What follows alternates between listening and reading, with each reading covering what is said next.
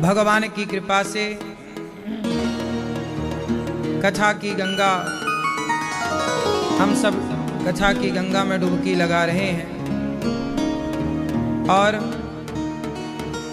कथा की गंगा में डुबकी लगा करके अपने जीवन को कृतार्थ कर रहे हैं।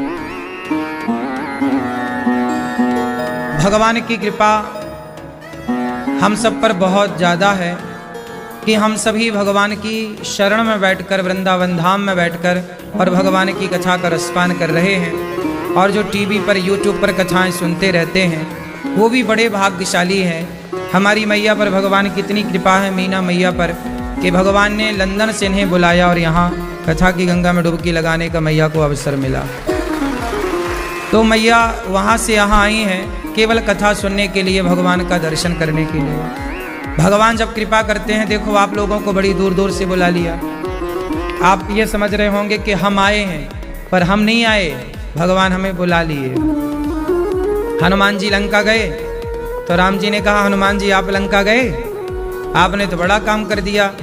लंका चले गए, लंका जला दी, समुद्र को छलांग लगा के पार कर दिया। तब हनुमान जी बोले, प्रभु मेरा घमंड ना बढ़ाओ, आप ये मत कहो कि मैं लंका गया, मैंने लंका जलाई नहीं, आपने मुझे लंका भेज दिया। जैसे सामने गड्ढा होता है ना, तो माँ बच्चे को दोनों हाथ पकड़ के उठा करके गड्ढा पार करा देती है, फिर जमीन पर छोड़ देती है, बच्चा फिर चलने लगता है। आगे कोई गड्ढा वड्ढा आया तो माँ फिर हाथ पकड़ी, उठाई और फिर आगे रख दिया। ऐसे ही जीवन में जब कोई काम भगवान आपसे कराएं तो समझ लो कि भगवान हाथ पकड़ के उठा करके आपको वहां पहुंचा देते हैं। और हमें ये लगता है कि हमने किया है। हनुमान जी लंका गए, पर उन्होंने ये नहीं सुना कि मैं लंका गया। उन्होंने कहा, प्रभु मैं कैसे जाता, आपने मुझे भेज दिया, मैं तो आपके सहारे से गया ना, आपने मुझे अंगूठी दे दी। हनुमान जी को क्या मिल गई? राम जी की अंगूठी। आपने अंगूठी दे दी, वो अंगूठी मेरे लिए नौका बन गई, जहाज बन गई, मैं उसमें बैठकर चला गया। प्रभु मुद्रिका मेली मुख माही और जलधि लांघ गई अचरज नाही। क्या आश्चर्य है! हम में और हनुमान जी में इतना ही अंतर है कि हम लोग अपने को ही कर्ता समझ लेते हैं, जबकि हनुमान जी जो भी करते हैं वो ये सोच के करते हैं कि मैं नहीं, मेरे राघव, मेरे राम जी मेरे से करा रहे हैं। बस विचारधारा का अंतर है, इतने से अंतर में ही खेल हो जाता है। तो राम जी बोले, अच्छा हनुमान जी आप गए हमारे बल से, चलो, पर आप आए तो अपने बल से। हनुमान जी बोले, ना, गया राम जी की जहाज में बैठकर, आया सीता मैया की जहाज में बैठकर। वहां से सीता मैया ने अपना चूड़ामणि उतार तब दयऊं, हर्ष समेत पवन सुत लयऊं। सीता मैया ने भी अपना चूड़ामणि उतार कर हनुमान जी को दिया था। जैसे रघुनाथ जी ने अंगूठी दी, ऐसे सीता मैया ने भी कहा कि ये ले लो। हनुमान जी बोले, राम जी मैं कैसे बताऊंगा कि मैं राम सीता मैया से मिलकर आया हूं। माँ तू मोहि दीजे कछु चीन्हा, जैसे रघुनायक मोहि दीन्हा। जैसे रघुनाथ जी ने अपनी अंगूठी दी है, ऐसे आप भी अपनी कोई चिन्हारी, मतलब कोई ऐसी चीज दे दो कि मैं राम को बताऊं और राम पहचान जाए। तब चूड़ा मणि उतार तब दयऊं, हर्ष समेत पवन सुत लयऊं। हनुमान जी सीता माँ के चूड़ा मणि इस तरफ से जहाज से गए, उस तरफ से जहाज में आ गए। यही रघुनाथ जी का कार्य है। भगवान यही करते हैं, अपने भक्त को बड़ा बनाने के लिए भगवान कभी इस जहाज में बिठाकर भेजते हैं, कभी उस जहाज में बिठाकर भेजते हैं। भगवान बड़े दयालु हैं, भगवान बड़े करुणा निधान हैं, बड़े कृपालु हैं। भगवान जैसा कौन है? भगवान जैसा कौन है? भगवान जैसे केवल भगवान है। भगवान जैसा कभी दूसरा ना था, ना है, ना कभी होगा। ये हमारे गौरी गोपाल गुरुकुल के सभी विद्यार्थी हैं। आज छुट्टी थी इनकी, तो ये आज कथा सुनने आए हैं।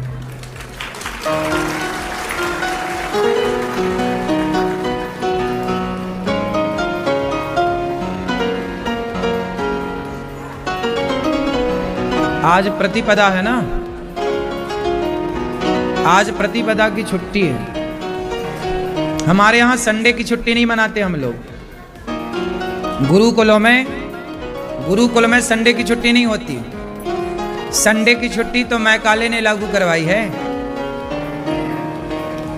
गुरुकुलों में संडे की छुट्टी नहीं होती। गुरुकुलों में कब छुट्टी होती है? प्रतिपदा और अष्टमी, और प्रतिपदा अष्टमी, प्रतिपदा को छुट्टी होती है और अष्टमी की। प्रतिपदा को छुट्टी, प्रतिपदा मतलब समझ रहे हैं? आज प्रतिपदा, कल अमावस्या थी ना, तो आज पहली तिथि है, प्रथम तिथि को प्रतिपदा, कल द्वितीया है, फिर तृतीया है, चतुर्थी, पंचमी, षष्ठी, सप्तमी, फिर अष्टमी को फिर छुट्टी। संडे से कोई मतलब नहीं। यही है गुरुकुल की परंपरा, ये भारतीय परंपरा। हमारे यहाँ छुट्टी का एक पहले से शुरू से ही एक परंपरा चली आई है कि इस तारीख को, इस तिथि को, हमारे यहाँ तारीख से नहीं चलता कुछ। किससे चलता है? तिथि से। हमारे यहाँ तारीख तो बाद में आई ना, तारीख बाद में आई, पहले क्या आया? तिथि। जैसे अभी चल रहा सन 2025 और हम लोग सन 25 में नहीं चल रहे हैं, हम लोग विक्रम संवत 2081। सारी दुनिया 2025 में है, पर सनातन धर्म संवत 2081वां संवत चल रहा है। हम लोग 2081 में हैं। हमारे यहाँ क्या चलता? विक्रम संवत, संवत्सर। उसी संवत के हिसाब से कुंभ लगता है। तिथि के, तारीख के हिसाब से कुंभ नहीं आता। किसके हिसाब से आता है? तिथि के हिसाब से।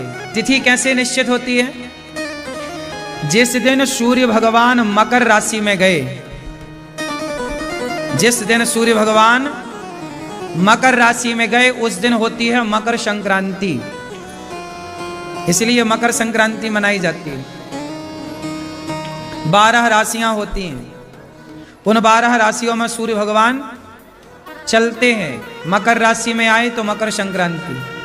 जब सूर्य मकर में आते हैं, इस तरह 12 वर्ष में जब बृहस्पति का एक चक्कर पूरा होता है, तब एक कुंभ लगता है। कितना बड़ा वैज्ञानिक है सनातन धर्म। सनातन को समझने के लिए बहुत शिक्षा चाहिए, समझदारी चाहिए। तारीख होती है, जनवरी होती है 31 दिन की, फरवरी होती है 28 दिन की। बोलो हाँ। लेकिन हमारे यहाँ हर महीना 30 दिन का ही होता, 15 दिन। हमारे यहाँ प्रतिपदा, पहली तिथि से अमावस्या, फिर अमावस्या के बाद 15 दिन बाद पूर्णिमा। जैसे ही पूर्णिमा आई, महीना पूरा, महीना बदल जाता है। हाँ या ना? अभी कौन सा महीना चल रहा? माघ का महीना कब पूरा होगा? पूर्णिमा को। माह के बाद क्या आएगा? फागुन। फागुन में क्या आएगी? होली। तो हमारे यहाँ सब तिथियों से कार्य होता है। तो ये बच्चे गुरुकुल के हैं, तो तिथियों के हिसाब से। और देखो, गुरुकुल में सभी बच्चे अपने माथे पर तिलक लगाते हैं, और पहनावा पैंट शर्ट नहीं, धोती और कुर्ता होता है। यही भारतीय हमारी परंपराएं हैं। यही है गुरुकुल की प्रणाली। भगवान राम भी गुरुकुल पढ़ने गए, भगवान कृष्ण भी गुरुकुल पढ़ने गए। आज गौरी गोपाल गुरुकुल में इतने सारे बच्चे पढ़ते हैं। सारे बच्चे निःशुल्क पढ़ते हैं, कोई चार्ज नहीं लिया जाता बच्चों से। क्यों? बच्चा सही है। और ये सभी बच्चे यहाँ प्रेम से, इनका पढ़ना लिखना, खाना पीना रहना सब निःशुल्क है। जिन गुरुकुलों को मुगलों ने, अंग्रेजों ने उजाड़ा, उन्हीं गुरुकुलों की परंपरा को हमारे ऋषि मुनियों ने स्थापित किया, और उसी गुरुकुल परंपरा को आगे बढ़ाने के लिए दास अनिरुद्ध कार्य कर रहा है। ये भारत के कोने कोने के बच्चे हैं। बड़े प्रेम से यहाँ पढ़ते हैं और भारतीय शिक्षा पढ़ते हैं। ये क्या पढ़ते हैं? ये वेद पढ़ते हैं, व्याकरण पढ़ते हैं, आगे उपनिषद पढ़ेंगे, अन्य विषयों का अध्ययन करेंगे और ये सब पढ़ करके ये आगे चल करके सनातन धर्म का प्रचार करेंगे। और ये सरकारी व्यवस्थाओं में जैसे आप करते हो ना पढ़ाई अपनी कॉलेज इत्यादि की, ऐसे ये बच्चे भी शास्त्री फिर आचार्य की डिग्रियां प्राप्त करते हैं। उस डिग्री के आधार पर ये धर्म गुरु भी बन सकते हैं। सेना में जो धर्म गुरु की वैकेंसी निकलती है, ये अन्य किसी भी क्षेत्र में जा सकते हैं।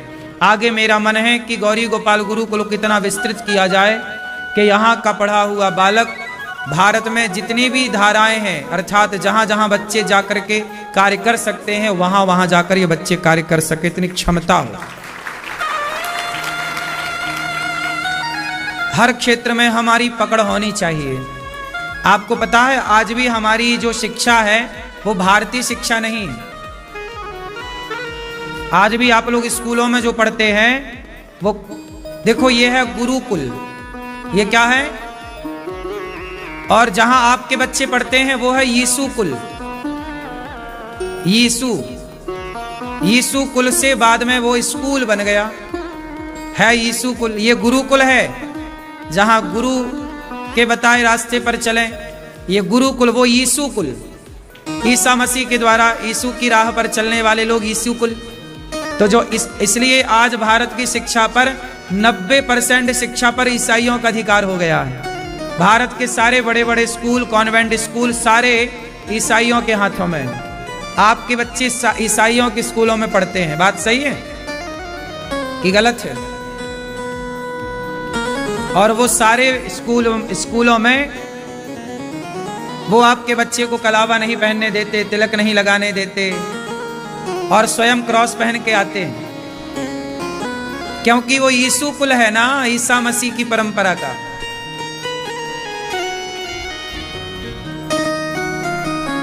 कॉन्वेंट स्कूल क्यों बनाए थे? कॉन्वेंट के बारे में जरा गूगल में डालकर देखना क्या जानकारी आती है। कॉन्वेंट स्कूल क्यों बनाए थे ईसाइयों ने? उन्होंने कहा था कि हम अपना धर्म का प्रचार करने, मतलब वो क्रिश्चियन का अपने धर्म का प्रचार करने के लिए उन्होंने कॉन्वेंट स्कूल बनाए थे। अब उनके धर्म के प्रचार जहां हो रहे हैं, उनके धर्म के प्रचार वाले स्कूलों में आपके बच्चे क्या कर रहे हैं? इसलिए तो बच्चे हिंदुओं के बच्चे अपने भगवान को नहीं मानते, नास्तिक हो जाते हैं। आजकल के बच्चे नास्तिक ज्यादा हैं, भगवान को बोले हम मानते ही नहीं। क्यों? क्योंकि क्रिश्चियन स्कूलों में पढ़ते पढ़ते धीरे धीरे उन्होंने जहर घोल दिया कि भाई भगवान से तुम्हारा क्या वास्ता, भगवान के खिलाफ षड्यंत्र तो चल ही रहे हैं। हिंदू लोग बहुत समझते नहीं हैं, देर से अक्ल आती है। कॉन्वेंट स्कूल का मतलब क्या है? गूगल पर डाल के सर्च कर लेना। वो अपने धर्म का प्रचार करने के लिए उन्होंने स्कूल बनाए थे। जैसे मदरसे होते हैं, मुसलमानों के क्या होते हैं? मदरसे। ऐसे क्रिश्चियनों के होते हैं कॉन्वेंट स्कूल और हिंदुओं के होते हैं गुरुकुल। लेकिन आजकल तुम्हारे बच्चे कॉन्वेंट स्कूलों में पढ़ने के लिए मजबूर हैं, ऑप्शन नहीं है। इसलिए तो हमारे देश में सरस्वती शिशु मंदिर जैसी परंपराओं ने प्रयास किया कि भाई सरस्वती शिशु मंदिर है, इन मंदिरों में, इन स्कूलों में बच्चे पढ़ेंगे तो यहाँ प्रार्थना में श्लोक पढ़ाए जाते हैं, याद कराए जाते हैं। सरस्वती शिशु मंदिर में आजकल कोई भेजते नहीं बच्चों को पढ़ने, ज्यादा बड़ा है तो कॉन्वेंट में ही जाता है। अंग्रेज बनना है ना सबको, सबको अंग्रेज बनना है, हिंदू किसी को नहीं बनना। लेकिन ये दास अनिरुद्ध ने अपनी बुद्धि और क्षमता के अनुसार आज भी इस गुरुकुल परंपरा को बचाए रखा है। ये गुरुकुल परंपरा आज हमारी सरकारों को चाहिए कि हमारे वेदों के अनुसार, पुराणों के अनुसार हमारी शिक्षा नीति लागू हो। अच्छा बताओ, क्या राम के जमाने में अर्थशास्त्री नहीं थे? राम के जमाने में इतने बड़े बड़े हमारे यहां एक अर्थशास्त्र है। क्या है हमारे यहां? अर्थशास्त्र। नाम ही उसका अर्थशास्त्री। अब मनमोहन जी क्या थे? अर्थशास्त्री थे। तो शास्त्री थे ना, तो अर्थशास्त्र है तब ना शास्त्री थे। तो हमारे यहां शास्त्र पढ़ा जाता है, अर्थशास्त्र। हमारे यहां की परंपरा ही, आज जितना भी स्ट्रक्चर आप देख रहे हैं, आर्किटेक्चर देख रहे हैं, ये सब क्या है? हमारे यहां वेदों से ही ये सब विधान निकला है। टेक्नोलॉजी कहां से आई?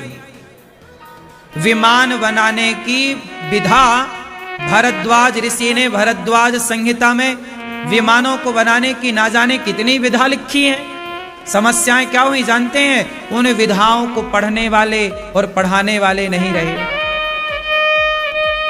हमारे यहां स्कूलों में पढ़ाई जाती है गणित। आप लोग क्या पढ़ते हैं? गणित। लेकिन हमारे यहां जो वेदों में गणित है, उस गणित का नाम क्या जानते क्या है? हमारे यहां एक वैदिक गणित है। कौन सी गणित है? बोलो। वैदिक गणित।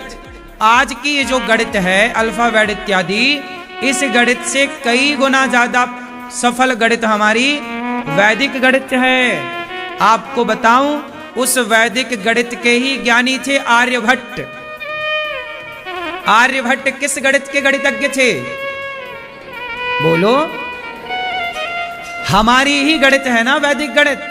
आर्यभट्ट इतने विद्वान थे कि दुनिया को दशमलव और शून्य देकर गिनती सिखाई है, और तुम भारत का लोहा नहीं मान रहे हो। भारत को आज तुम हल्के में ले रहे हो। हमारी सरकारें पता नहीं कहां खोई हैं। शिक्षा पर बिल्कुल ध्यान नहीं है। सरकारों को चाहिए कि वैदिक गणित ही भारत में पढ़ाई जाए, अर्थशास्त्र ही भारत में पढ़ाया जाए। जो हमारे यहां राम जी ने बिना खंबे का पुल बनाया, राम सेतु। हमारे यहां विश्वकर्मा की बात आती है, सुदामा जी की रातों रात घर बना दिया किसने? द्वारिका किसने बनाई? कहां बनाई? पानी के भीतर, पानी के ऊपर। कितना बड़ा आर्किटेक्चर रहा होगा। बोलो हां।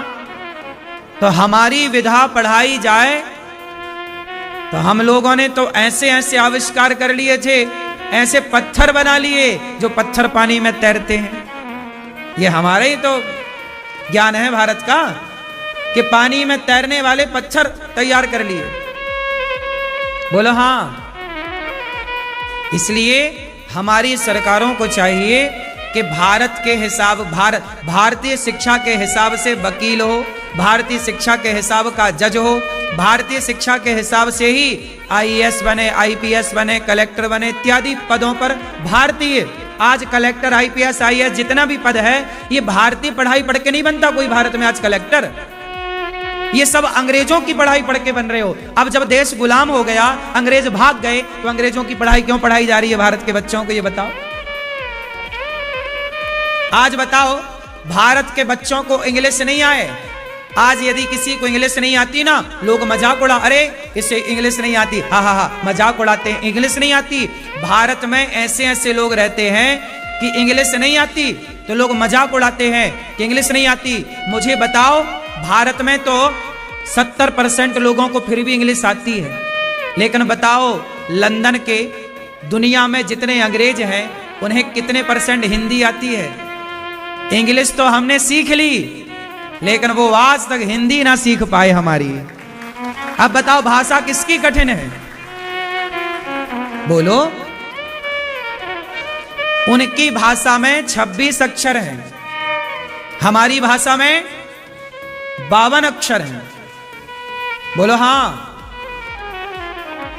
इंग्लिश में कितने अक्षर हैं? 26। और हिंदी में 52। 26 दूनी डबल। मेरे भाई, तुम अपने बच्चे को इंग्लिश पढ़ाते हो? और नहीं आती पढ़ना तो आप क्या, अरे तुझे इंग्लिश नहीं आती? अंग्रेजों को हिंदी आती है क्या? उनकी माँ तो फोर्स नहीं करती कि तू हिंदी सीख।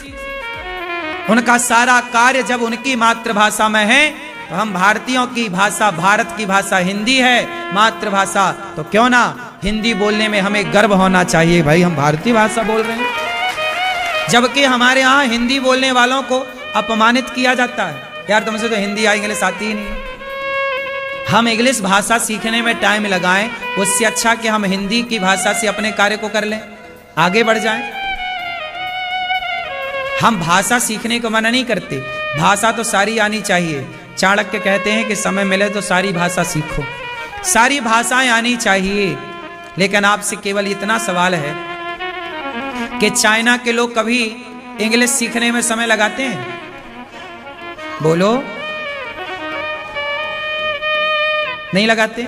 वो सारा काम किस भाषा में करते हैं? चाइनीज भाषा में। अब ये बताओ कि हमारे यहां भारत में किसी को डॉक्टर बनना हो तो उसे इंग्लिश सीखना ही पड़ेगा। मेरा सवाल है कि डॉक्टर बनना है तो जरूरत है इंग्लिश सीखने की, क्या हिंदी सीखकर डॉक्टर नहीं हो सकता? तो क्यों नहीं है ये व्यवस्था इस देश में? अब हो गई हो तो अलग विषय है, पर पहले तो नहीं थी। पहले आपको इंग्लिश सीखना पड़ेगा। मतलब आप साल 2 साल 3 साल अपना बिगाड़ो भाषा सीखने में। यदि आप किसी भाषा में ये फील्ड होता तो आप वो 3 साल का सदुपयोग कहीं और कर पाते ना। भाई समझो आप हमारी बात को। आज बैंक में आप खाता खुलाने जाओ, सारे फॉर्म इंग्लिश में होते हैं। साइन करवाते करवाते बैंक वाले पता नहीं कहां कहां साइन करा लेते हैं। भाई बताओ, भारत में अधिकतर लोग किस भाषा में बात करते हैं? आज भी भारत की मातृभाषा क्या है? किस में बात करते हैं? क्या समझते हैं लोग? हिंदी समझते हैं ना। तो बैंक के फॉर्म हिंदी में क्यों नहीं है भाई? क्यों बैंक के फॉर्म हिंदी में क्यों नहीं है? खाता खोलने वाले फॉर्म। जरूरत, हमने अपनी भाषा से प्यार नहीं किया। इंग्लिश आनी चाहिए साहब, लेकिन इंग्लिश बहुत गरीब भाषा इसलिए है कि इंग्लिश में केवल आंटी है। हमारे यहाँ चाची है, बुआ है, मौसी है, सब कुछ है। हम रिश्तों की कदर करने वाले लोग हैं। इसलिए आप लोग इंग्लिश सीखो, लेकिन अपनी मातृभाषा ना गवाओ। अपनी मातृभाषा से प्यार करो। आप गुजरात के हैं तो आप अपनी गुजराती भाषा में बात करो।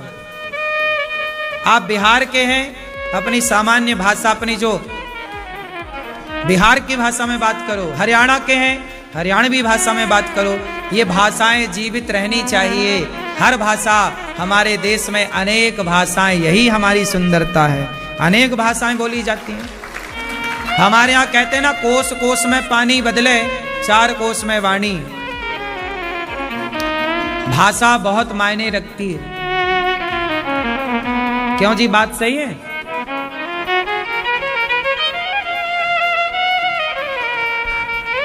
हम जब 6वीं क्लास में गए, मैं अपनी बात करूं, जब हम 6वीं क्लास में गए ना, तब हमने ABCD याद की। हमारे टाइम पर गांव में 6वीं क्लास से इंग्लिश थी। कौन सी कक्षा से थी? 6वीं क्लास से। 6वीं क्लास में हमने ABCD 26 अक्षर याद किए थे। भाषा को बोलने के लिए ना माहौल चाहिए। भाषा कोई भी सीखनी नहीं पड़ती, रटने से नहीं आती। भाषा कैसे आती है? उस भाषा को बोलने का क्या होना चाहिए? माहौल होना चाहिए। हमने हिंदी क्यों सीख ली? क्योंकि सब लोग हिंदी बोलते थे, माँ, पिता, भाई, पड़ोस। यदि सब इंग्लिश बोलते तो हम इंग्लिश सीख जाते। सब संस्कृत बोलते तो हम संस्कृत सीख जाते। सब उर्दू बोलते, हम उर्दू। चाइना का बच्चा चाइनीज बोलता है, अमेरिका का बच्चा वहां की भाषा बोलता है, जर्मनी का बच्चा जर्मन बोलता है। वो हर भाषा आती है माहौल से। अब वो माहौल मिला नहीं और लोग फिर मजाक उड़ाते, तुमसे ये भाषा नहीं आती। इसलिए कहता हूं कि दुनिया मजाक उड़ाए तो उड़ाने दो, पर आप जिस भाषा को बोलते हैं उस भाषा से आप आगे बढ़िए, वही भाषा आपको आगे बढ़ाएगी। सीखते रहिए, सीखते रहिए। क्यों जी, क्या करते रहिए? सीखना कब तक है? जब तक सांस है। सीखना कब तक है? सीखते रहो, सब कुछ सीखना चाहिए। भाषा हमारी भारतीय भाषा है, आपको पता है? ये हमारे गौरी गोपाल गुरुकुल के बच्चे, सारे बच्चे आपस में संस्कृत में बात करते हैं आपस में। ये संस्कृत मीडियम है गौरी गोपाल गुरुकुल। और भारत की मुख्य भाषा कौन सी है?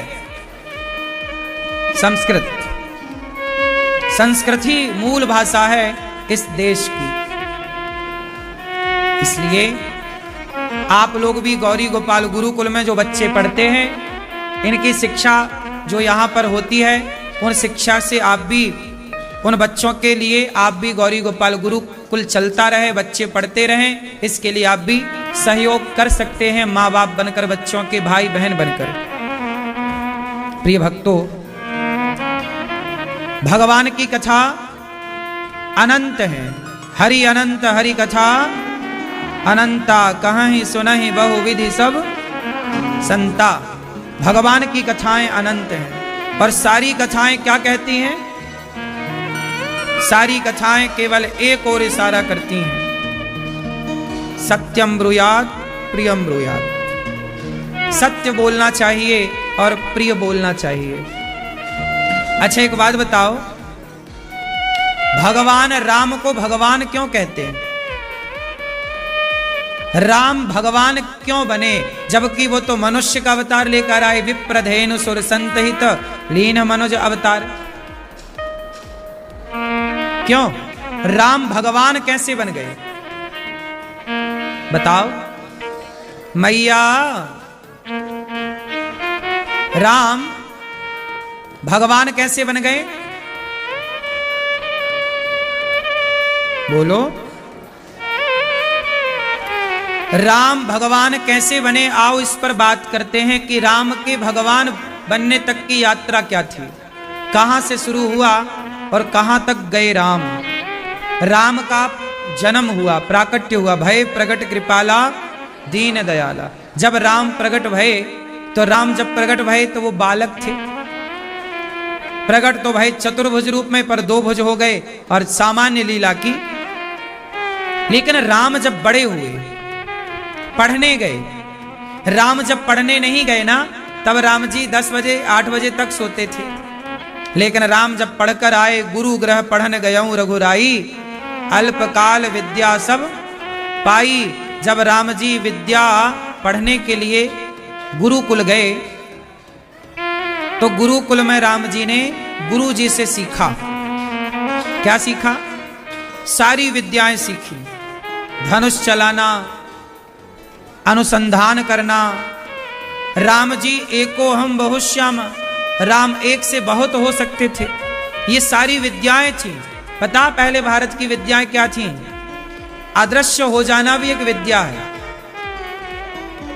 अलोप हो जाना, दिखाई ना देना, अपने बहुत सारे रूप प्रकट कर देना, यह भी एक विद्या है। पर काया प्रवेश कर लेना, यह भी एक विद्या थी हमारे भारत की। पता आपको, आद्य शंकराचार्य जी ने पर काया प्रवेश की थी। आद्य शंकराचार्य जी ने क्या किया था? ये पर काया प्रवेश क्या होता है? कोई मरा है तो हम अपना शरीर छोड़कर हम उसके शरीर में प्रवेश कर सकते हैं। जब मंडन मिश्र की पत्नी भारती से आद्य शंकराचार्य जी का शास्त्रार्थ हुआ, तो शास्त्रार्थ में आद्य शंकराचार्य जी ने कुछ महीनों का वक्त मांगा था। हम आपके प्रश्न का उत्तर देंगे, हमें थोड़ा सा वक्त दीजिए। उस वक्त में आद्य शंकराचार्य जी ने, एक राजा मर गया था, तो मरे हुए राजा के शरीर में प्रवेश किया था आद्य शंकराचार्य जी ने, और अपने शरीर को छिपाया। शिष्यों से कहा कि आप संभाल के रखिएगा। फिर आद्य शंकराचार्य जी ने वो कार्य पूरा किया और वापस अपने शरीर पर आए। तो यह भी हमारी एक विद्या रही है, पर काया प्रवेश। कितनी गहरी विद्याएं हमारे यहां रही। आपको पता है हमारे ऋषि मुनि पुराने टाइम पर जमीन से ऊपर आकाश मार्ग से यात्रा करते थे। कहां से यात्रा करते थे? आकाश मार्ग से। अब आप कहेंगे कि आकाश में कैसे चला जा सकता है? हाँ, आज नहीं चला जा सकता बिना हेलीकॉप्टर एरोप्लेन के, लेकिन हमारे यहां यह भी एक विद्या थी। नारद जी कैसे चलते हैं? नारायण नारायण। नारद जी कहां चलते हैं? आकाश में ही तो विचरण करते हैं। नारद जी कहां विचरण करते हैं? देवता कहां विचरण करते हैं? ऐसे ही हमारे यहां जो ऋषि मुनि थे वह आकाशीय मार्ग से यात्रा करते थे। ऋषि मुनि अपनी शक्ति, इसलिए वो ऋषि हैं। रिसर्च करने से उनका नाम ऋषि पड़ा। आकाश मार्ग से वो यात्रा किया करते थे। ऐसी विद्याएं हमारे यहां रही हैं, उच्च कोटि की परंपराएं हमारे यहां रही हैं। प्रिय भक्तों, भगवान राम सामान्य लीला करने आए हैं मनुष्य बनकर, पर राम ने क्या क्या किया पूरी लीला पर प्रकाश सार सार पर डालेंगे। भगवान राम जब पढ़कर के लौटे तो प्रातः काल उठ के रघुराई। राम जी प्रातः काल उठ के रघुनाथा, मात पिता गुरु ना वही माथा। राम जी गुरुकुल में गए, पढ़कर आए तो क्या सीखा? माता पिता को प्रणाम करना सीखा, सवेरे जल्दी से जागना सीखा। आपने सवेरे जागना नहीं सीखा, आपने माता पिता को प्रणाम करना नहीं सीखा, तो क्या सीखा? आजकल के बच्चे सब कुछ सीख कर भी उद्दंड हैं। क्या है? उद्दंड। उद्दंड मतलब आतताई। आजकल के बच्चे, माँ बाप की शिकायत है गुरुजी बच्चे सुनते नहीं हैं, बिल्कुल बात नहीं मानते। आपने अपने बच्चों को बाहर की दुनिया दिखा दी। एक बात बताएं, बाहर की चमक बच्चों को ना दिखाओ, बाहर का वातावरण बच्चों को ना दिखाओ। अभी ये बाद में तो सब देख ही लेंगे। जितना बाहर का संसार आप देखेंगे आपका मन उतना चंचल होगा। इसलिए पहले के लोग एकांत में रहते थे। इसलिए पहले के गुरुकुल जंगल में होते थे।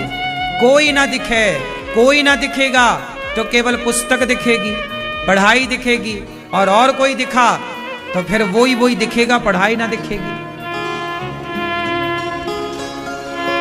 क्यों जी, बात सही है।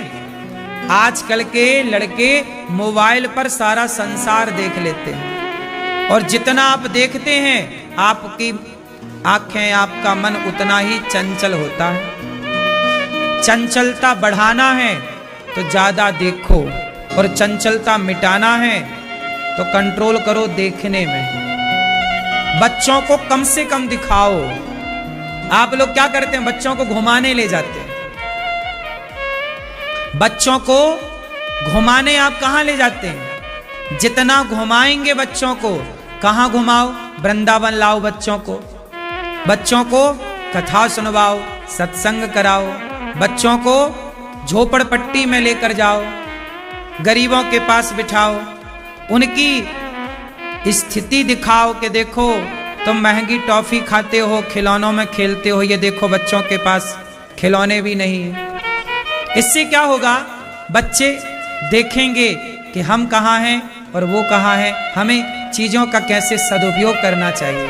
आपने चमक दिखाई दुनिया की तो बस वो चमक में बच्चे अंधे हो जाते हैं। क्योंकि बच्चे लड़कपन के बाद कहाँ जाते हैं?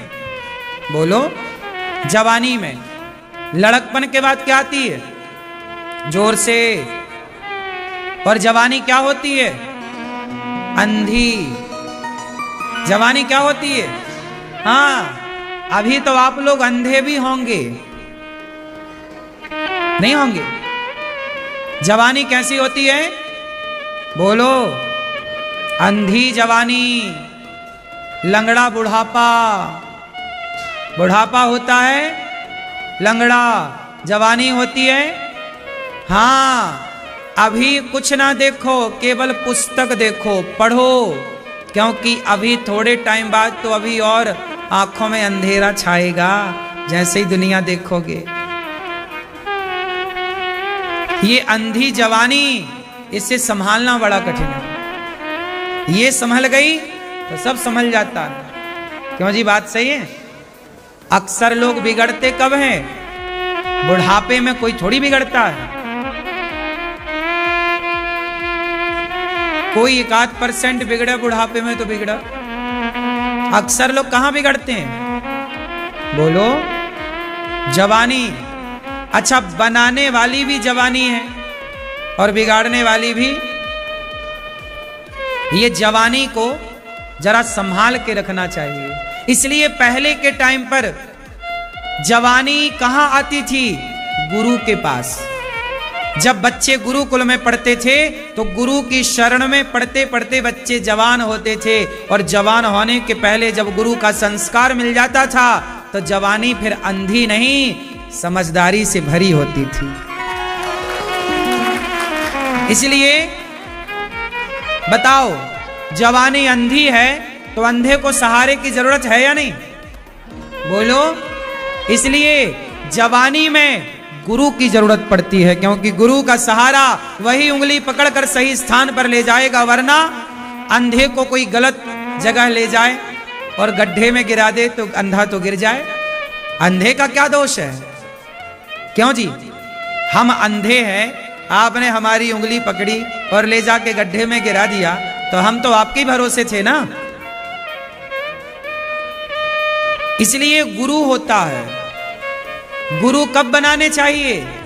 आजकल लोग गुरु बुढ़ापे में बनाते हैं, ठीक है, पर गुरु जवानी में ही मिल जाए तो बढ़िया, क्योंकि सहारे की जरूरत तब है जब आप अंधे हैं।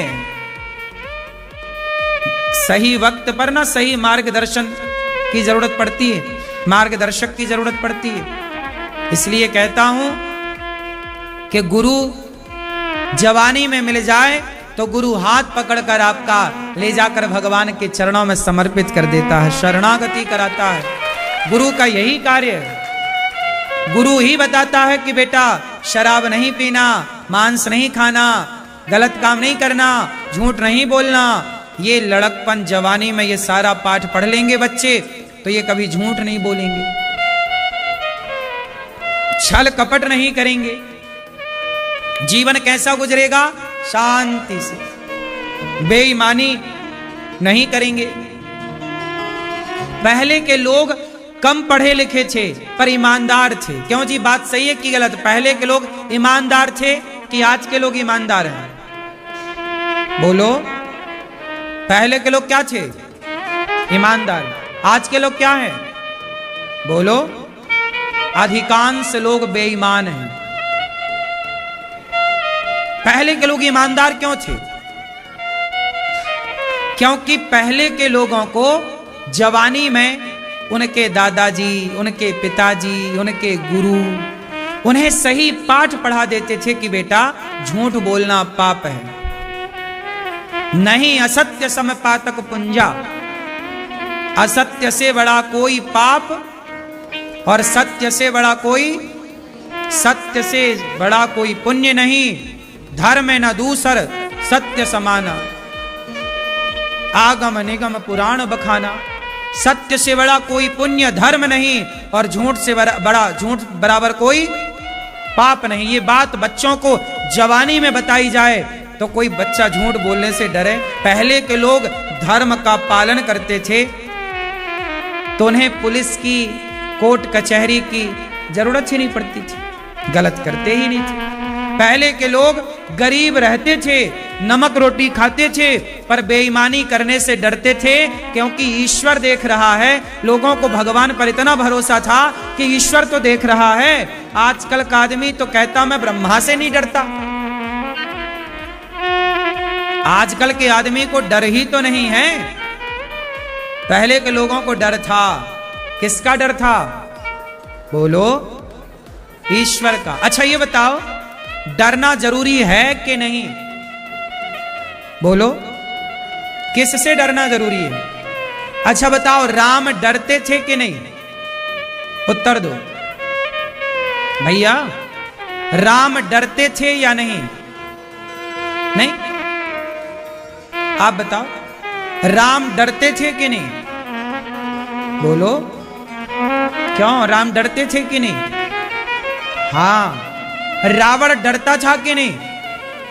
हाँ, रावण बिल्कुल नहीं डरता था, जबकि राम डरते थे। राम किससे डरते थे? राम किससे डरते थे? अधर्म से, कि मेरे से कोई अधर्म ना हो जाए। राम डरते थे, पराई नारी को देखने से डरते थे। राम डरते थे, पराए धन को देखने से, छूने से डरते थे। रावण नहीं डरता था, पराई नारी को उठा के ले आता था। राम को डर था, पराई नारी को देखने से डर लगता है नहीं, रावण को डर नहीं लगता था। इसलिए कहता हूं, थोड़ा डरो। डरो इसलिए क्योंकि कोई ना देख रहा होगा, फिर भी ईश्वर देख रहे होंगे। बात सही है कि गलत है? क्यों मैया? पीले भैया, कौन देख रहा है? अच्छा ये बताओ, गलत करने वाले को भगवान फल देते हैं कि नहीं? बोलो, देते हैं?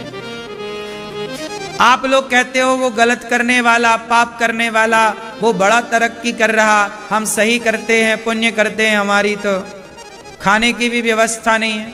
ऐसा नहीं है, ये सवाल गलत है। कभी बेईमानी करने वाला कभी तरक्की कर ही नहीं सकता। हाँ, कुछ दिनों की तरक्की हो सकती है, कुछ महीनों की, कुछ वर्षों की तरक्की हो सकती है, पर सदा बेईमानी से चलने वाला सदा तरक्की नहीं करेगा। ईश्वर सब देख रहे हैं। सत्य के राह पर चलने वाला ही लंबे टाइम तक रहता है, टिकता है। दुर्योधन ने बेईमानी करी तो सही, पांडवों का धन हड़पा, सर्वनाश हुआ कि नहीं? फिर ऐसा मत सोचो कि बेईमानी करने वाला सुखी है। नहीं, दुर्योधन सुखी तो हुआ, पर 13-14 साल के लिए। इसके बाद सर्वनाश शुरू होना स्टार्ट हुआ, पूरा हो गया। लेकिन पांडवों ने ईमानदारी नहीं छोड़ी, तो भले 12 साल वनवास में रहे, 1 वर्ष अज्ञातवास में रहे, लेकिन सत्ता उन्हीं को मिली। सही है ना? क्यों भैया? बात सही है। इसलिए भगवान सब देख रहे हैं। गलत करने वाले को करने दो, समझाओ कि ना करे, नहीं माने तो करे, पर आप धर्म ना छोड़ो, सत्य ना छोड़ो। राम भगवान क्यों बने? क्योंकि राम ने अयोध्या की सत्ता छोड़ दी, लेकिन माँ बाप का वचन नहीं छोड़ा। राम ने अयोध्या की सत्ता छोड़ दी, लेकिन माँ बाप का वचन, प्राण जाए पर। इसलिए राम भगवान बने, जमाना भगवान कहता है। क्यों? क्योंकि उन्होंने पैसे से ज्यादा रिश्तों को महत्व दिया। पैसे से ज्यादा? बोलो, आजकल लोग पैसों के लिए क्या तोड़ लेते हैं? रिश्ते। पैसा रिश्तों से बड़ा नहीं होता। पैसा तो आएगा और जाएगा, पर रिश्ते थोड़ी आएंगे और जाएंगे। माँ तो सारी जिंदगी माँ रहेगी। ऐसा थोड़ी कि कल कोई दूसरी हो जाए, कल तीसरा बाप हो जाए, चौथा, ऐसा नहीं होता। पिता तो सदा के लिए पिता है और माता सदा के लिए माता है। पैसा सदा के लिए पैसा नहीं है। बोलो हाँ, पैसा सदा के लिए ना रहेगा, सदा ना रहा है, सदा ना रहेगा। जमाना किसी का, सत्ता बोलो सत्ता, सत्ता, सुंदरता। और ये जो सत्ता है ये सदा ना रहेगी। आज आप बड़े पद पर हो, आज आपका रुतबा है, आज आपका सम्मान है, जरूरी थोड़ी है कि सदा रहे। सत्ता, सुंदरता, सुंदरता सदा ना रहेगी। आज जवानी है, कल बुढ़ापा भी आएगा। सत्ता, बोलो सत्ता, सुंदरता और समय, ये किसी के बाप की बफौती। सत्ता, कल राजा कोई और था, कल होगा कोई और, किसी एक के शीश पर सदा रहे ना मोर। बदलाव है। पहले अटल बिहारी जी प्रधानमंत्री हुआ करते थे, फिर मनमोहन जी प्रधानमंत्री हुआ करते थे, अब मोदी जी प्रधानमंत्री हैं। आगे भी कोई होगा, उसके आगे भी कोई होगा, उनके पहले भी कोई था, उनके पहले भी कोई था। यही तो परिवर्तन है। सदा कौन रहा है? बोलो। ये संसार परिवर्तनशील है। ना सदा हम रहेंगे, ना सदा आप रहेंगे। इसलिए प्रकृति नदी की धारा की तरफ बह रही है। आपने गंगा जल में स्नान किया, गंगा जी में एक बार जिस जल को आपने छू लिया, आपकी पूरी जिंदगी में वो जल आपको दोबारा नहीं मिलेगा। जब मिलेगा तो नया जल ही मिलेगा आपको, क्योंकि जो जल आपने गंगा में छुआ था वो तो देखते देखते बह गया, वो थोड़ी ठहरा है। क्यों? जैसे नदी का जल बह रहा है, ऐसे आपकी उम्र बह रही है, जा रही है। आप जा रहे हैं, समय जा रहा है। जो समय बीत गया वो समय मेरे कहते कहते ये जो क्षण बीत गया ये भी लौट कर ना आएगा। इसलिए कहता हूं कि रिश्ते बड़े होते हैं, पैसा बड़ा नहीं होता। रिश्ते बनाओ, रिश्ते निभाओ। राम का जीवन क्या था? माँ बाप की आज्ञा का पालन करने में पूरा जीवन गुजार दिया।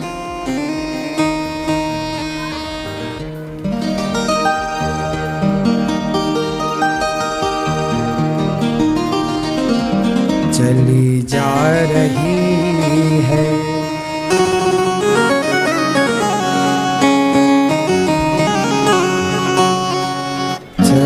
जा रही है उम्र धीरे धीरे,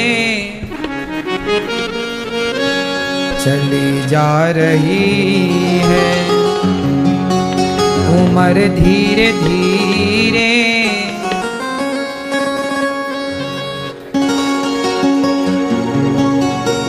पल पल यूं आठों पहर धीरे धीरे चली जा रही है। हमारी उम्र धीरे धीरे, सत्ता धीरे धीरे जा रही है, समय धीरे धीरे जा रही है, और जवानी चली जा रही है उम्र धीरे धीरे। पल पल यूं आठों पहर धीरे धीरे चली जा रही है।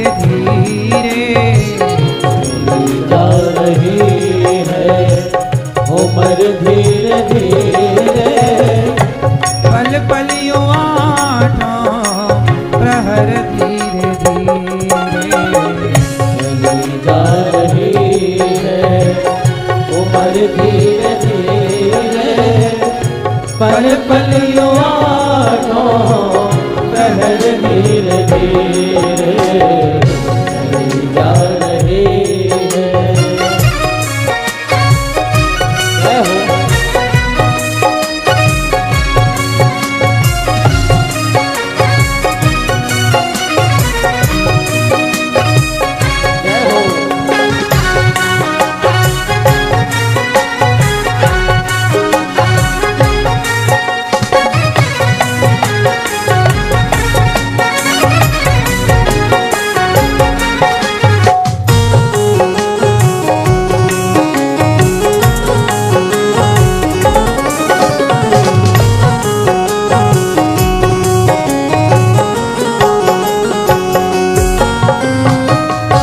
बचपन भी जाए जवानी भी जाए, हाँ जवानी भी जाए। बचपन भी जाए जवानी भी जाए, हाँ जवानी भी जाए। बुढ़ापे का होगा असर धीरे धीरे, बुढ़ापे का होगा असर धीरे धीरे पल पल यूं आठों पहर धीरे धीरे चली जा रही है।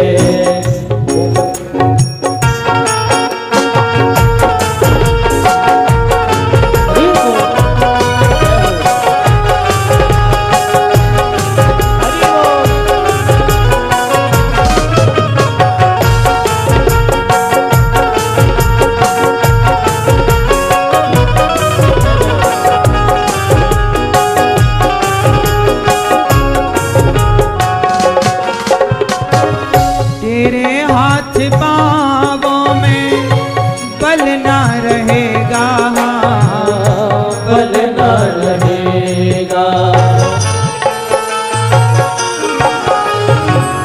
तेरे हाथ पाँवों में बल ना रहेगा, बल ना रहेगा। झुकेगी कमर अब झुकेगी तुम्हारी कमर धीरे धीरे, झुकेगी तुम्हारी कमर धीरे धीरे चली जा रही है।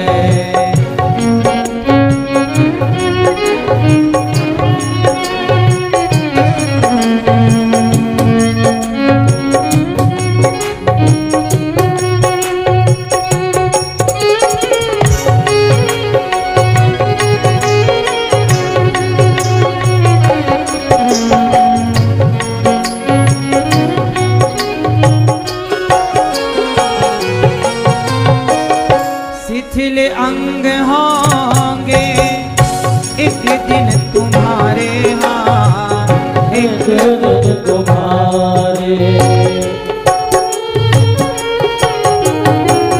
शिथिल अंग होंगे एक दिन तुम्हारे, हाँ एक दिन तुम्हारे।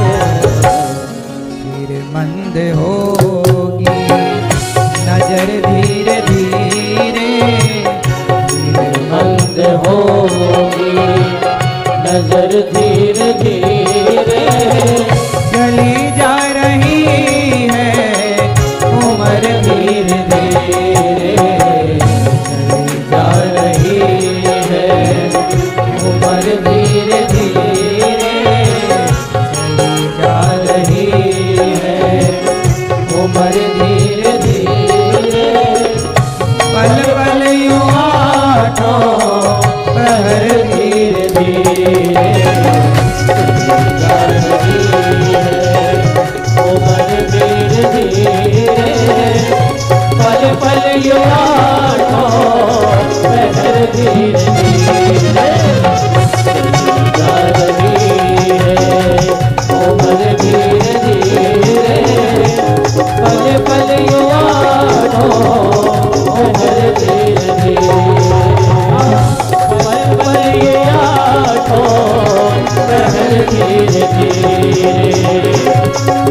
बलियो आठों पहर धीरे धीरे।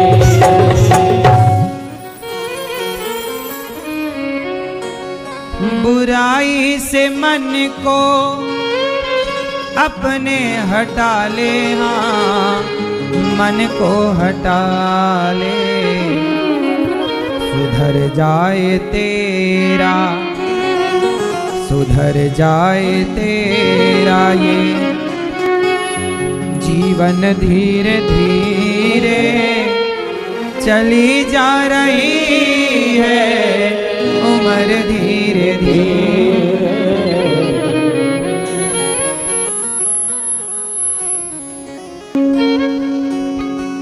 उम्र कैसे जा रही है? राम जी ने अपने समय का खूब खूब सदुपयोग किया, बात मानकर वनवास चले गए। राम जी 14 वर्ष तक कहां रहे? वनवास में। वनवास क्यों हुआ राम जी को? क्योंकि राम को राजा बनना था, और राजा बनना है किसी को, बड़ा बनना है किसी को, तो छोटे से छोटे व्यक्ति तक जाकर मिले। इसलिए राम जंगल के सुदूर वन में एक तपसी, एक नारी जो राम के इंतजार में खड़ी थी, वो शबरी माता तक पहुंच गए। राम आखिरी व्यक्ति तक राम पहुंचते हैं। राम जी जब वनवास चले तो केवट मिल गए राम जी को। मांगी नावना केवट आना,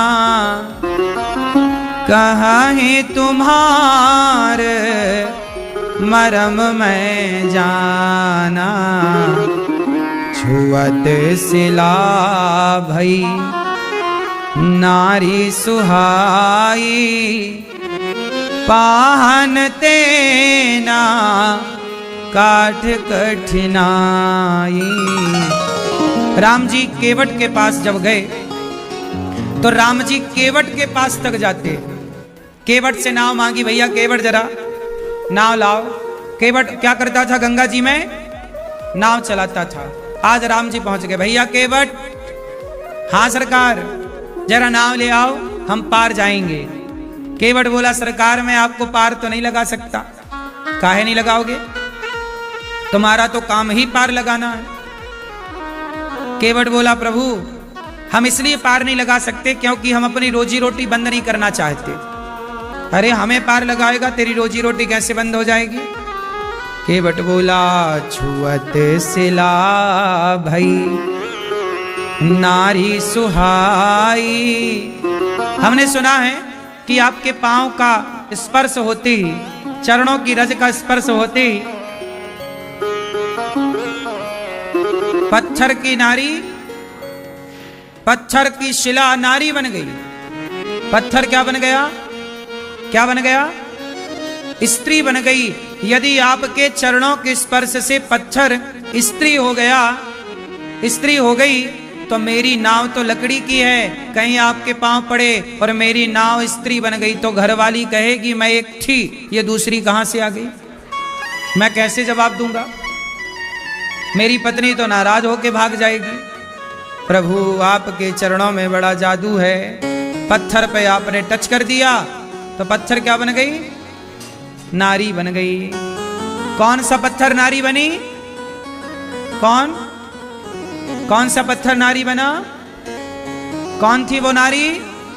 माता अहिल्या, अहल्या। कौन नारी थी? किसकी पत्नी थी? गौतम ऋषि। गौतम नारी श्रापवश उपल देह धरि धीर, चरण कमल रज चाहती कृपा करो रघुवीर। गौतम ऋषि की नारी अहिल्या ये भगवान के चरणों की रज चाहती थी। भगवान के चरणों की रज से क्या हुआ? वो पत्थर की योनि से मुक्त होकर भगवान के धाम चली गई। अच्छा, गौतम ऋषि की नारी पत्थर की क्यों हो गई? क्यों हो गई मैया? श्राप था। किसने श्राप दिया? गौतम ऋषि ने। क्या श्राप दिया? पत्थर की हो जाओ। क्यों श्राप मिला? क्योंकि इंद्र के साथ ये पकड़ी गई, देखी गई। इंद्र आया रूप बदलकर, और ये इंद्र के साथ अहिल्या माता रहने लग गई। गौतम ऋषि ने देखा कि मेरी पत्नी ने मेरे साथ विश्वासघात कर दिया, इंद्र के साथ रह रही है। अच्छा, इंद्र जो था ना, ये अहिल्या को चाहता था, विवाह करना चाहता था। और जब देवताओं के राजा इंद्र आए तो अहिल्या जी को भी लगा यार हमसे मिलने इंद्र आए हैं, चलो मिल लेते हैं।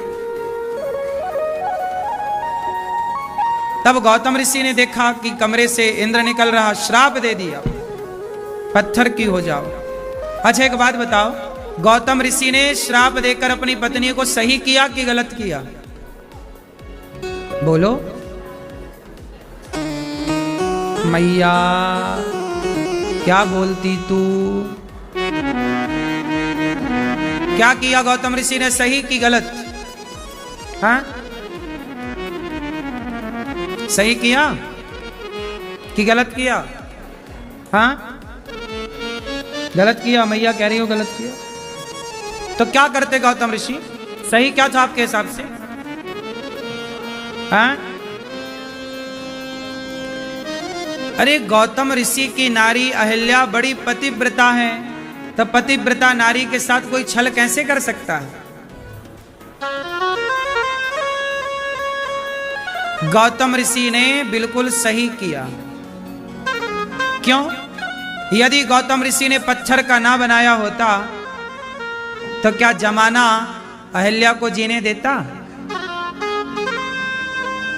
जिस गली से गुजरती लोग क्या कहते? गलत गलत कहते। तो कम से कम पत्थर का बनाया। तो बाद में अहिल्या ने कहा कि अब मेरा उद्धार कैसे होगा? बोले चरित्र बिगड़ा है, तो जैसे कांटे को कांटा ही निकालता है, तो बिगड़े हुए चरित्र को चरित्रवान ही सुधार सकता है। इसलिए राम की चरण पड़ी, राम के चरणों की रज पड़ी, तो राम का चरित्र निर्मल है। तो चरित्रवानों के चरित्र से बिगड़े हुए चरित्र भी सुधर जाते हैं। इसी बहाने राम का दर्शन हो गया अहिल्या को, वरना राम का दर्शन ना होता। पति के लोक को चली गई अहिल्या। श्राप, मुनि श्राप जो दीन्हा अति भल कीन्हा, ऐसा अहिल्या ने कहा कि मुनि ने श्राप ना दिया होता तो आज राम का दर्शन, तो बड़ी कृपा हुई कि राम का दर्शन हो गया। और अभी प्रश्नोत्तरी में पूछना 7 बजे। राम ने बड़ी कृपा की, अहिल्या मां को चरणों की रज दे दी, चरण धूली दे दी। ऐसे राम जो चरण धूली देकर कृतार्थ करते हो अहिल्या मां को। केवट बोला कि मेरी नाव तो लकड़ी की है, आपने चरणों की रज से पत्थर का उद्धार कर दिया, नारी बनाकर मेरे नाव में पांव पड़ जाए, कहीं नाव भी स्त्री बन जाए, तब तो मेरा नाव खरीदने का बजट भी नहीं है, कहां से आएगी दोबारा नाव। राम जी बोले ऐसा कुछ नहीं होगा, तुम हमें पार लगाओ। बोले अच्छा, एक शर्त है, हम आपके पांव धोएंगे। राम जी बोले अच्छा ठीक है। पहले तो राम जी मना करते रहे। लक्ष्मण जी बोले क्यों? केवट बोला कि राम आपके पिता की सौगंध खाता हूं, बिना चरण धोए मैं आपको पार नहीं लगाऊंगा। लक्ष्मण जी बोले अपने बाप की सौगंध खा, मेरे बाप की क्यों खा रहा है? लक्ष्मण जी गुस्सा हुए, अभी मार दूंगा, बड़ा बातें कर रहा, पार नहीं लगा रहा। केवट बोला लक्ष्मण आप मारना चाहते हो ना, मुझे मार दो, लेकिन जब मैं मरकर जाऊंगा यमराज जी पूछेंगे किसने मारा, तो मैं कहूंगा रघुनाथ से प्राणन सो प्रिय बंधु वही मुझे बाण से मारत है। जो रघुनाथ जी के प्राणों से प्रिय भाई, उन्होंने मुझे मारा। यमराज जी पूछेंगे कहाँ मरे? मरता हूँ कहाँ सुचि गंग के तीर, रघुनाथ सुनाथ निहारत है। मैं गंगा के तट पर मर रहा हूँ और गवाही कौन देगा? रघुनाथ जी। यमराज जी बोलेंगे तुमने गलती क्या की कि लक्ष्मण ने मार दिया? तो केवट बोला अपराध यही इस दास का है, रघुनाथ के पांव पखारत हूँ। यदि प्रभु के पांव पखारने का मतलब चरण धुलने का दंड यही है कि मेरी मृत्यु हो जाए, तो लक्ष्मण मैं मरने को तैयार हूँ, मार दो। लक्ष्मण जी ने बाण छोड़ दिए। सुनि केवट के बैन, प्रेम लपेटे अटपटे, विह से करुणा ऐन, चितई जानकी लखन तन। राम जी केवट को देखकर हंसने लगे। केवट ने हंसा दिया राम को, विह से करुणा ऐन। लक्ष्मण जी चले ना, छोड़ दिया बाण, तुम जानो भैया। केवट बड़ा जिद्दी भक्त है। भक्त कैसा होना चाहिए? केवट की तरह जिद्दी। चरण धुलूंगा मतलब धुलूंगा। अब राम जी बोले भैया धुल केवट राम रजा यसु पावा, पानी कठवता भरी ले आवा। केवट कठौता में पानी ले आया, कठौती में नहीं। कठौता जानते हो क्या होता? नाव डूब ना जाए, पानी नाव में भरता है तो कठौता से उलीचते हैं। कठौता में पानी ले आया, कठौती में नहीं लाया। एक होती है कठौती, कठौता की पत्नी, एक होता है कठौता। कठौती में नहीं लाया पानी। केवट बोला बनी तो कठौती से लड़की बन जाएगी। बना भी कुछ तो कठौता ले आऊं, लड़का बनेगा, नाव चलाने के काम आएगा। इसलिए कठौता लाया, कठौता में पानी लाया। राम जी के पांव घिस घिस के धुल रहा है। पत्नी से कह रहा जरा तुम भी चेक करो, धूल तो नहीं लगी। बेटे से कहा तुम भी देखो। राम को, राम के चरण हिलाए जा रहा है। राम बोले धीरे से भैया मैं गिर जाऊंगा। केवट बोला गिर जाओ तो मेरे सिर पे हाथ रख लो। राम जी के जबरदस्ती राम का हाथ रखवा लिया अपने मस्तक पर। राम की आंखों में आंसू आए। केवट अभी तक मुझे लगता था कि मैं भक्तों को गिरने से बचाता हूँ, आज पता चला कि भक्त भी बचाते हैं भगवान को गिरने से। राम जी ने केवट के मस्तक पर हाथ रख लिया। भगवान भी ना गिर जाएं, भक्त बचाते हैं। केवट ने खूब पांव धोए और नाव में बिठाया। नाव चली। जब नाव चली तो केवट ने चरण धोकर चरणामृत पान किया। चरणामृत रोज पीना चाहिए। क्या पीना चाहिए? आकाल मृत्यु हरणम सर्वव्याधि विनाशनम विष्णुं पादोदकं पीत्वा पुनर्जन्म न विद्यते।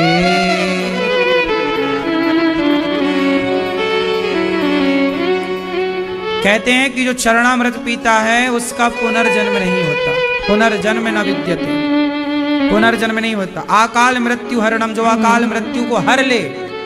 सर्व व्याधि विनाशनम, व्याधि आदि व्याधि सब विनाश कर दे, सबका सारी आदि व्याधि और समस्याओं को खत्म कर दे। ये ताकत किसमें है? केवल भगवान के चरणामृत में। ऐसे चरणामृत को पान किया केवट ने। राम को नाव में बिठाया। राम जी नाव में बैठे। चली नाव। जब नाव चली तो केवट बोला सरकार, राम जी बोले केवट जरा नाव धीरे चलाना। केवट नाव डगमग डुलाई जा रहा। राम जी बोले धीरे चल। केवट बोला प्रभु मेरा हाथ पकड़ लो। क्यों? केवट कहता मेरा हाथ पकड़ लो। अच्छा,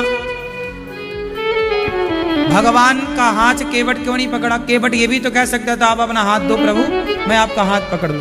भगवान का हाथ पकड़ना और भगवान को हाथ पकड़ाना क्या सही है? हाथ पकड़ना या हाथ पकड़ाना? क्या सही है? क्यों मैया, क्या सही है?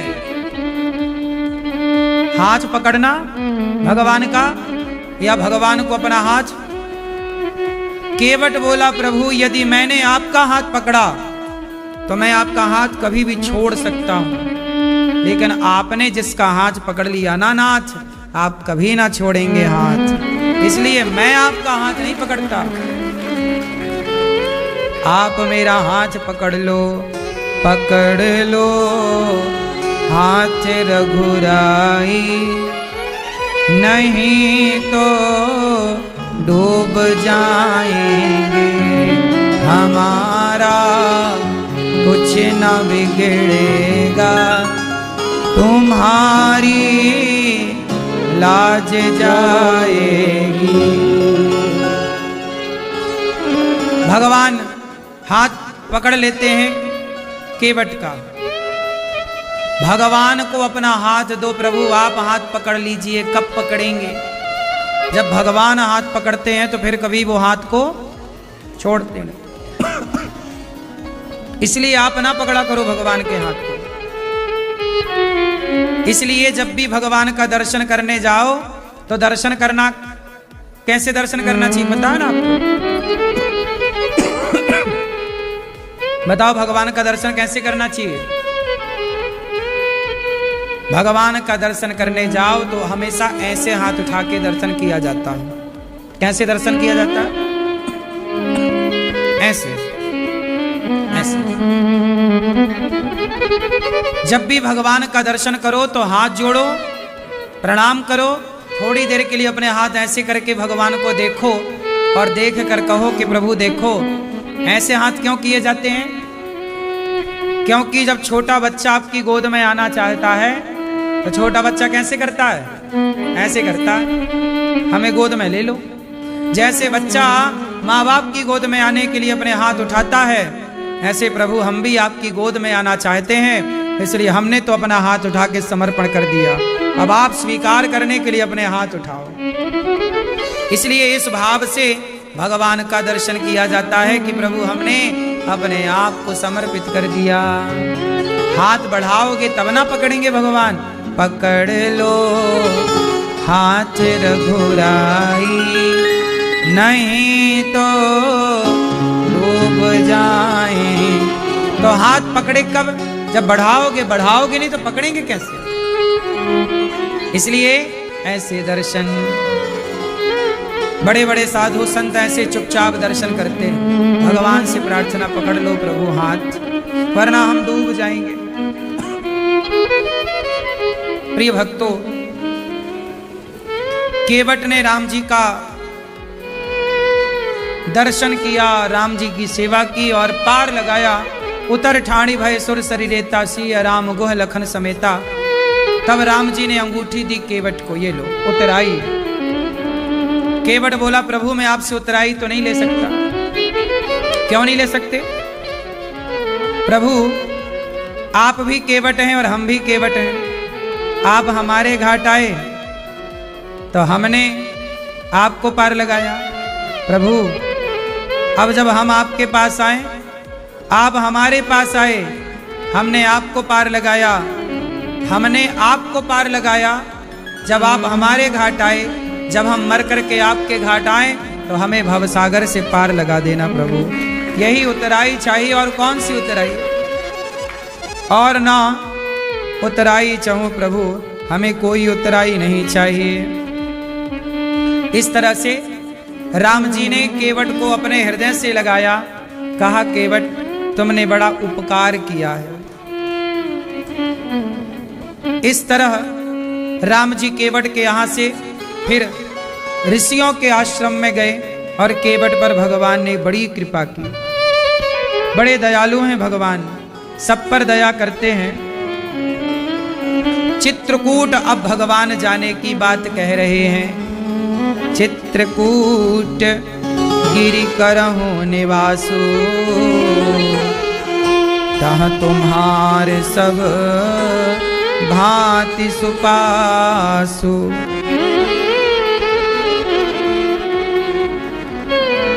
चित्रकूट में राम जी चित्रकूट की ओर जब गए तो चित्रकूट में जब भगवान गए तो वहां पे पोल भील भगवान राम का दर्शन करने आए और राम को दौना में भर भर के कंदमूल फल लेकर आए और राम को फल दिया कि उन कंदमूल खिलाने वाले कोल भीलों ने कहा कि ये भगवान है। किसी ने कहा कि ये हमारा दिया खाएंगे, बोले नहीं, ये भगवान वस्तु नहीं खाते, प्रेम के भूखे हैं, जो प्रेम से दो सब ग्रहण करते हैं।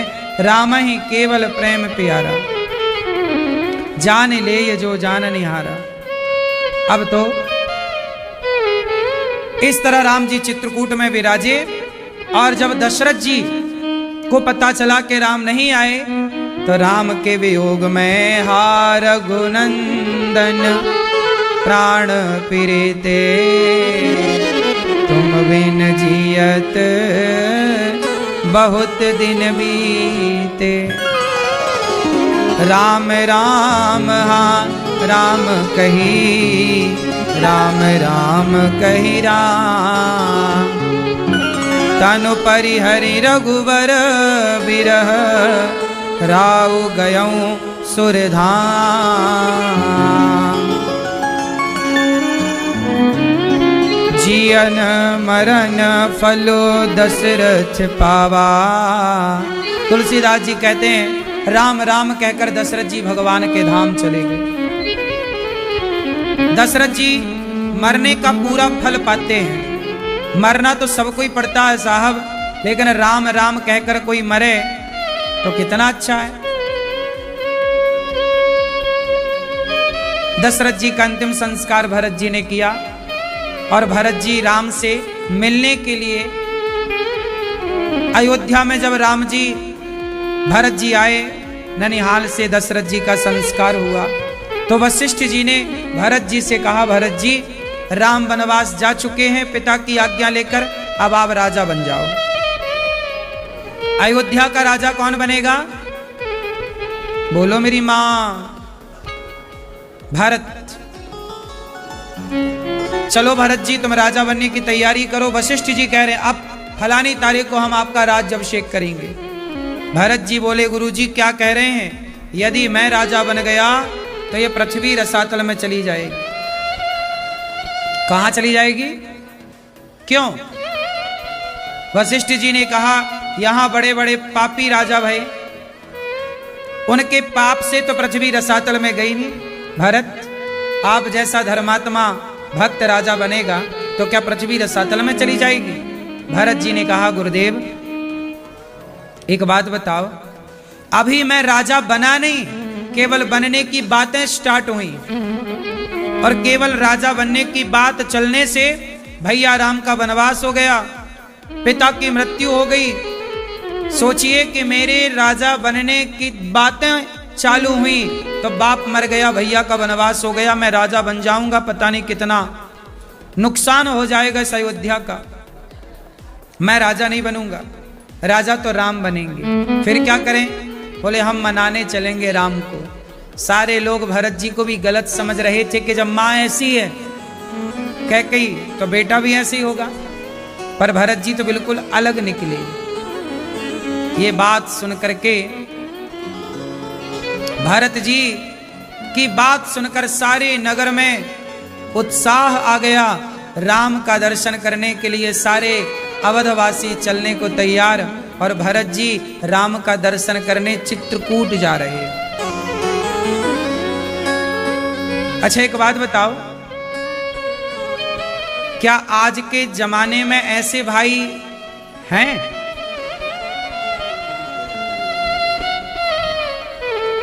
राम आदर्श क्यों बने? क्योंकि राम के भीतर त्याग बड़ा है। वो त्याग सकते हैं अयोध्या की सत्ता को, वो त्याग सकते हैं सब कुछ, और आज का इंसान त्याग नहीं सकता। लोग अपनी मां को त्याग देते हैं, पत्नी को नहीं त्यागते।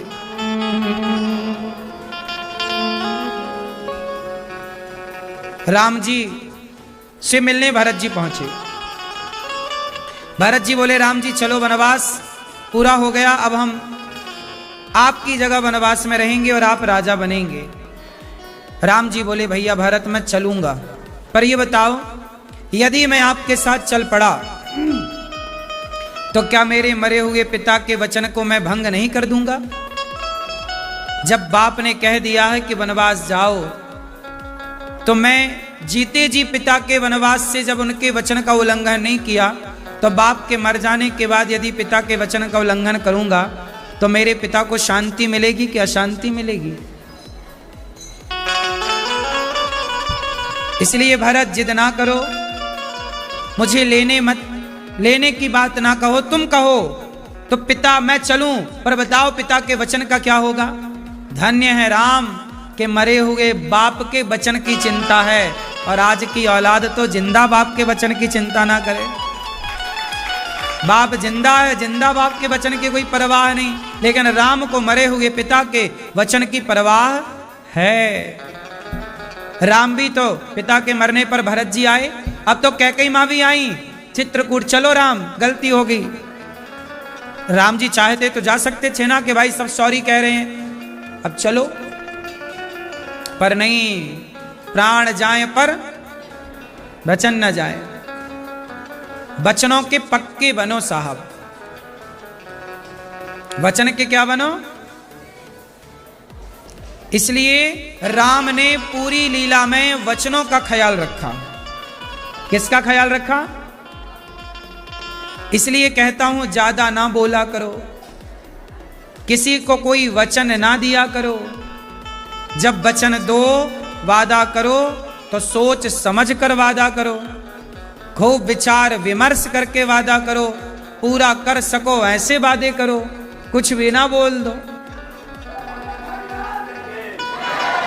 बोलने के पहले विचार करना चाहिए। बिना विचारे जो करें सो पाछे पछताएं, काम बिगाड़े आपनो जग में होत हंसाएं। बिना विचारे नहीं काम करना चाहिए। अब ये चिल्ला रहे हैं, बिना विचारे चिल्ला रहे हैं, कोई विचार नहीं है, ये सब बिना विचार के लोग हैं। बिना विचारे जो करें सो पाछे पछताएं, काम बिगाड़े आपनो जग में होत हंसाएं। इसलिए राम का पूरा चरित्र किस पर टिका है? विचारों पर। हम लोग राम के क्या, किसको आदर्श मानते हैं? राम के विचारों को। किस पर चलते हैं हम लोग? राम के विचारों पर। रामचरितमानस में क्या लिखा है? राम के विचार। भगवत गीता में क्या लिखा है? भगवान कृष्ण के विचार। क्या लिखे जाते हैं? बोलो मेरी मां, विचार लिखे जाते हैं। इसलिए आपकी कोई कीमत नहीं होती, आपके विचारों की कीमत होती है। आप बड़े नहीं होते, हमारे और आपके विचार बड़े या छोटे होते हैं। हमारी कीमत हमारे शरीर से नहीं होती, हमारी कीमत हमारे अच्छे या बुरे विचारों से कीमत बढ़ती या घटती है। अच्छे विचार कौन कौन से हैं? रावण ने जो किया वो अच्छे विचार हैं कि गलत? बुरे विचार। और राम ने जो किया वो अच्छे विचार। अच्छा, राम ने कोई गलती की कि नहीं? आप बताओ। राम ने पूरी रामलीला में, रामचरित्र में कहीं कोई गलती की? आपको दिखती है राम की गलती? हम लोग बहुत गलतियां करते हैं, बार बार हम लोग गलतियां करते हैं, पर राम ने अपने पूरी लीला में कोई गलती नहीं की। कुछ लोग कहते हैं कि राम ने सीता को वनवास भेज दिया, ये गलती है। राम ने बाली को छिपकर मार दिया, ये गलती है। गलती देखने वाले तो राम की भी गलतियां देख ही लेते हैं, हाँ या ना। लेकिन इस विषय पर मैंने खूब बार बार चर्चाएं की हैं कि गलती राम की नहीं है। आपने पूरी बात जानी नहीं, पूरा प्रसंग सुना नहीं, प्रसंग पढ़ा नहीं, आपने किसी एक की गलती ठहरा दिया कि गलती राम की है या गलती इस तरह से। कई बार आपको लगता है कि ये गलती है, ये गलत है, पर वो सही होता। जैसे भगवान श्री कृष्ण ने महाभारत के युद्ध में, महाभारत का युद्ध धर्म का युद्ध था कि अधर्म का युद्ध था? बोलो। धर्म क्षेत्रे, धर्म क्षेत्र है वो। कौन सा युद्ध है? धर्म युद्ध। कहां से शुरू हो रही है गीता? धर्म क्षेत्र, धर्म से। पहला शब्द क्या है? धर्म। तो धर्म से स्टार्ट हो रही है गीता। धर्म क्षेत्र कुरुक्षेत्र। कुरुक्षेत्र में क्या हो रहा? धर्म। कौन सा धर्म है? युद्ध कैसे होगा? धर्म से होगा। लेकिन उस युद्ध में भी अधर्म हुआ, हाँ या ना? जबकि वो युद्ध कौन सा था? धर्म युद्ध। लेकिन उस धर्म युद्ध में क्या हुआ? बोलो मेरी मां, क्या हुआ? अधर्म हुआ। किसकी ओर से हुआ? हैं? कौरवों की ओर से अधर्म की शुरुआत हुई। जब कौरवों ने अधर्म किया तो फिर भगवान श्री कृष्ण ने भी कहा, अर्जुन अब तुम भी करो। इसलिए गुरु द्रोणाचार्य कैसे मारे गए? अधर्म से। कर्ण कैसे मारे गए? अधर्म से। दुर्योधन कैसे मारा गया? अधर्म से। जब धर्म का युद्ध था तो अधर्म क्यों हुआ? जब कर्ण का रथ का पहिया धसा तो भगवान ने कहा, अर्जुन मार बाण कर्ण को। अर्जुन ने कहा, प्रभु ये अधर्म है, वो नीचे है रथ से, योद्धा नीचे हो तो बाण नहीं मार सकते। भगवान बोले तू मार। जब भरी सभा में द्रौपदी की लाज उतारी जा रही थी, साड़ी खींची जा रही थी, तब क्या वो धर्म था? जब इन्होंने धर्म का मुंह नहीं देखा, धर्म का पालन नहीं किया, तो इनके लिए भी धर्म का पालन ना किया जाए, यही धर्म है। कई बार अधर्म भी धर्म बन जाता है, हाँ या ना? ये परिस्थिति पर निर्भर करता है। क्यों जी, बात सही है?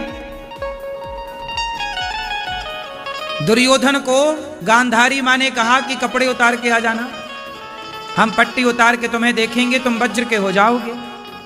भगवान ने उसके रास्ते में आकर कहा, कुछ तो लपेट लो, ऐसे ही जा रहे हो।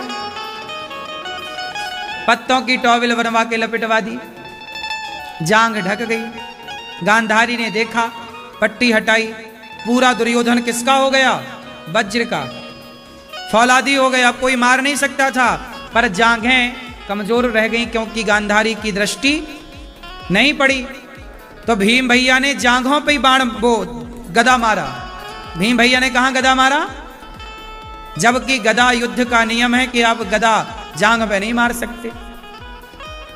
जब गदा युद्ध का नियम था कि गदा को जांघों पे नहीं मार सकते, तो गदा को जांघों पे क्यों मारा? ये तो अधर्म हो गया भीम भैया के द्वारा। यही बात बलराम जी ने कही कि भीम तूने अधर्म किया, तूने दुर्योधन को अधर्म से मारा। तब भगवान कृष्ण आए, दाऊ भैया, बलराम भैया, जब ये द्रौपदी को अपनी जांघों पर बिठालना चाह रहा था, तब क्या ये धर्म कर रहा था? द्रौपदी से कह रहा था आजा मेरी जांघों पर बैठ जा, तब क्या ये धर्म कर रहा था? जब इसने धर्म नहीं किया तो इसके लिए भी धर्म कैसे किया जाए भैया? ये अधर्मी है। इस अधर्मी को अधर्म से मारना ही धर्म है। अधर्मी को अधर्म से मारना ही धर्म है। कई बार अधर्म से मारना भी धर्म हो जाता है। क्यों जी? इसलिए धर्म के रास्ते पर चलो, पर तुम्हारे साथ कोई अधर्म करे तो फिर उसके साथ तुम धर्म से ना चलो। अधर्मी के साथ अधर्म से ही चलना धर्म है। अब आप कहोगे कि क्या हम धर्म छोड़ दें? नहीं, धर्म तो भगवान कृष्ण ने भी नहीं छोड़ा, लेकिन जहां जरूरत थी अधर्म की, कहा ना भगवान ने, धर्मराज कह दो कि अश्वत्थामा मारा गया। बोलो हाँ। गुरु द्रोणाचार्य को क्या बोला कि अश्वत्थामा, जबकि अश्वत्थामा मारा, अश्वत्थामा नाम का हाथी मारा गया था। ये बातें बड़ी गहरी हैं, यही तो सिखाती हैं जीना।